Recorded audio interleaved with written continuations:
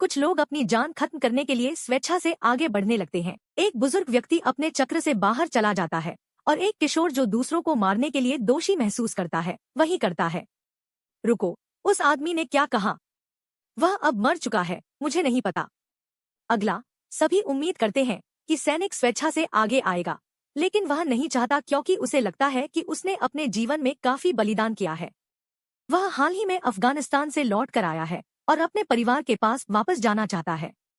समय तेजी से बीत रहा है और अंततः पीछे से एक महिला बाहर आती है, यह कहते हुए कि उसने कुछ महीने पहले अपने छोटे बेटे को खो दिया था। अचानक पहले पंक्ति में एक सूट पहने आदमी पूछता है कि क्या वह ब्लॉन्ड है। वह नहीं कहती, लेकिन वह उसे लगातार दबाव में डालता है उसके चरित्र और वह क्या करती है यह जानने के लिए। अगला मतदान दौर आता है और सभी लोग उसे बाहर निकालने के लिए मतदान करते हैं। हम सभी ने उसकी वीडियो देखी है। आदमी, बस शांत रहो। जब ब्लॉन्ड लड़की रो रही है तो एक मध्य आयु का आदमी जो चश्मा पहने है कहता है कि उन्हें यह ध्यान में रखना चाहिए कि क्या उनमें से कुछ के बच्चे हैं। क्रेग कहता है कि वह और उसकी पत्नी की एक बेटी है, जबकि चश्मे वाला सोचता है कि जो लोग बच्चों वाले नहीं हैं उन्हें अपने आप को बलिदान करना चाहिए। जब वकील एक महिला से पूछता है कि क्या उसके बच्चे या पति हैं, तो चीजें भद्दी हो जाती हैं। वकील ने पहले हिस्पैनिक आदमी के बारे में भी काफी रूढ़िवादी विचार व्यक्त किए थे। अब वह बस महिला को निशाना बना रहा है क्योंकि उसकी बाल कटवाने की शैली और वह मर्दाना तरीके से कपड़े पहनती है। महिला पीछे नहीं हटती, यह बताते हुए कि वह एक समलैंगिक है और उसकी पत्नी है। यह वकील को और भी अधिक उत्तेजित करता है, लेकिन वह यह नहीं समझता कि मतदान का अगला दौर शुरू हो गया है।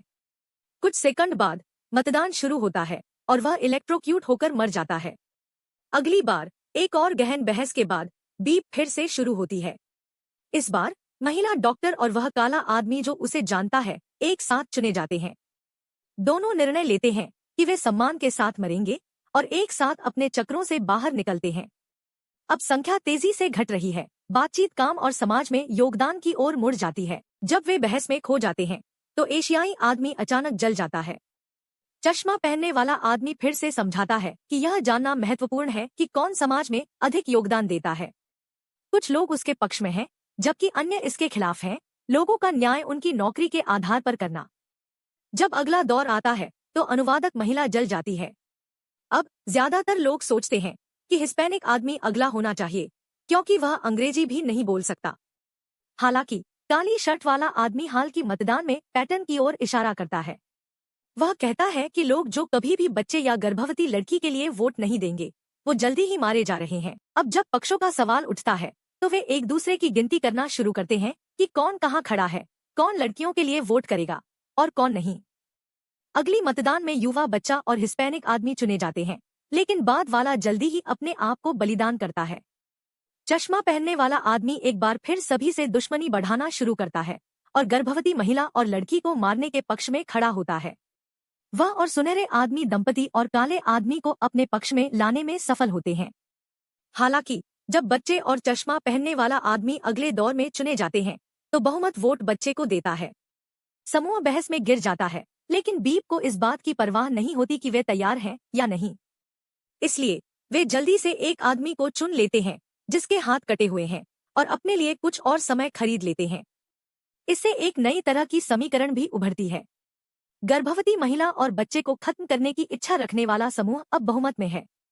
पता चलता है कि काला आदमी उनके पक्ष में आ गया है और अगले दौर में बच्चे को वोट देने का इरादा रखता है। हालांकि सैनिक, जो दूसरे समूह का वास्तविक नेता है, बच्चे को बचाने की कोशिश करता है। वह कहता है कि उन्हें पत्नी के लिए वोट देना चाहिए ताकि यह परीक्षण किया जा सके कि पति उसके लिए बलिदान करेगा या नहीं। दंपति अब तक तटस्थ रहे हैं और सैनिक उन पर दबाव डालना शुरू कर देता है। वह क्रेग को तंग करता है, यह कहते हुए कि अगर वह बलिदान नहीं करता है तो उसकी पत्नी अगली बार मर सकती है। मतदान शुरू होता है और क्रेग आखिरी क्षण में झुकता है और सैनिक की मदद करने के लिए सहमत होता है। फिर वे अपने वोट को बदलते हैं और काले आदमी को मार देते हैं, जिससे दोनों पक्षों में लोगों की संख्या समान हो जाती है। उसकी मृत्यु के बाद सुनहरा आदमी क्रेग पर गुस्सा हो जाता है और सवाल करता है कि क्या वह और उसकी पत्नी सच में विवाहित है। समूह भी शामिल हो जाता है और समलैंगिक महिला अपनी पत्नी से पूछती है कि उसके पति का नाम क्या है। एक आश्चर्यजनक मोड़ में वह उसे याद नहीं आता, भले ही उसने पहले कहा हो। गुस्साए क्रेग अंततः यह स्वीकार करता है कि वे विवाहित नहीं है और महिला पर सभी आरोप लगाने की कोशिश करता है। लेकिन जब अगले मतदान का अंत होता है तो उसे मार दिया जाता है।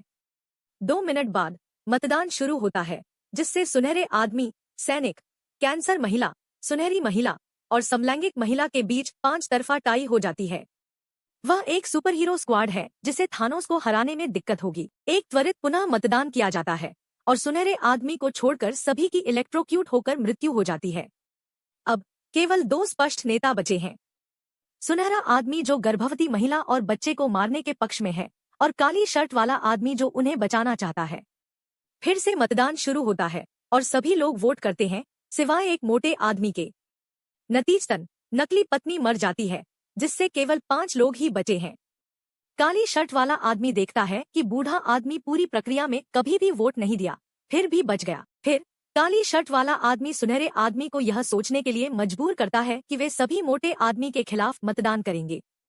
उन्हें नहीं पता कि काली शर्ट वाला आदमी और गर्भवती लड़की के बीच एक अनकही सहमति है और वह सुनहरे आदमी को मार डालते हैं।